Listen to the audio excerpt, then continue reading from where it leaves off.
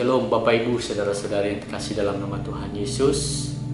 Selamat datang kembali dalam Renungan Nembus Surgawi pada pagi hari ini. Pada pagi hari ini saya akan mengajak Bapak Ibu Saudara-saudari untuk merenungkan kebenaran firman Tuhan yang terambil dari Matius pasal 18 ayat 13. Saya akan membacakan bagi kita semua. Dan aku berkata kepadamu, sesungguhnya jika ia berhasil menemukannya, lebih besar kegembiraannya atas yang seekor itu daripada atas yang ke-99 ekor yang tidak sesat. Saya akan memberikan judul pada pagi hari ini, perumpamaan tentang domba yang hilang. Di antara kita pasti pernah mengalami yang namanya kehilangan, entah itu barang atau orang yang kita sayangi. Namun alangkah senangnya ketika kita bisa menemukannya kembali, baik itu barang maupun orang yang kita sayangi. Demikian yang Tuhan Yesus ajarkan kepada para murid-muridnya saat menjadi gembala. Ia mengumpamakan tentang domba yang hilang dan bertemu kembali oleh pemiliknya. Jika kamu seorang gembala memiliki banyak domba, saat itu juga ada satu seekor domba yang akan hilang. Pasti kamu akan terus-menerus mencarinya sampai engkau mendapatkannya. Karena ketika kamu menemukannya, satu ekor domba yang tersesat dan hilang tersebut, kamu pasti akan merasa senang ketika kamu bertemu dengan kembali. Lebih besar dibandingkan menggembalakan banyak domba yang tidak tersesat.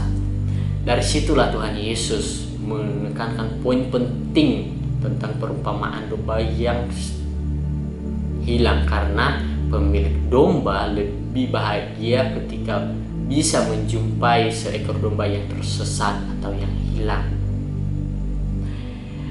Dari perumpamaan tersebut kita bisa mendapatkan pelajaran yang sangat berharga, karena begitu besar kasih Allah kepada umatnya. Ia tidak menginginkan seseorang pun dari anak-anaknya yang hilang. Sebab itu Tuhan selalu mencari semua umatnya yang hilang untuk dibawa kembali kepada Bapa.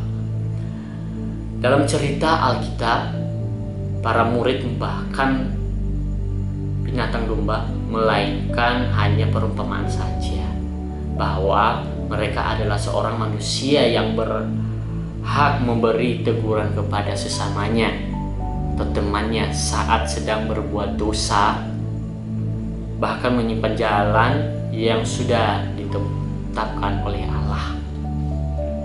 Sebagai seorang murid, ia dapat memberikan nasihat secara pribadi, bahkan dengan banyak aksi di hadapan jemaat.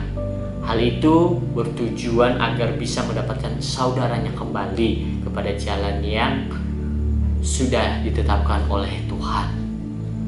Namun ketika orang yang tersesat tersebut susah untuk dinasihati dan melawan, maka akan dikecualikan.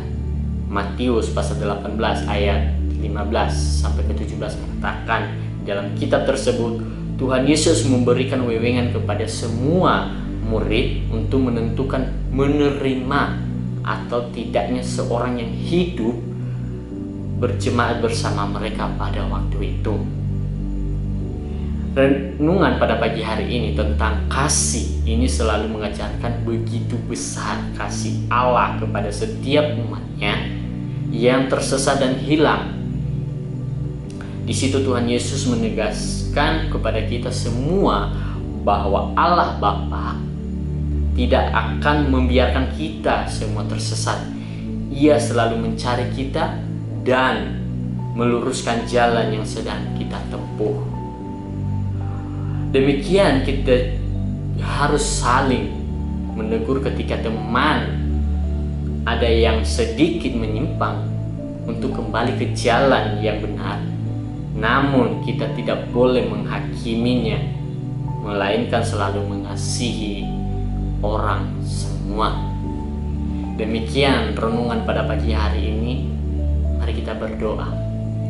Terima kasih Bapak, terima kasih Yesus buat hari ini kami bisa menemukan kebenaran firman-Mu. Kami bisa belajar tentang bagaimana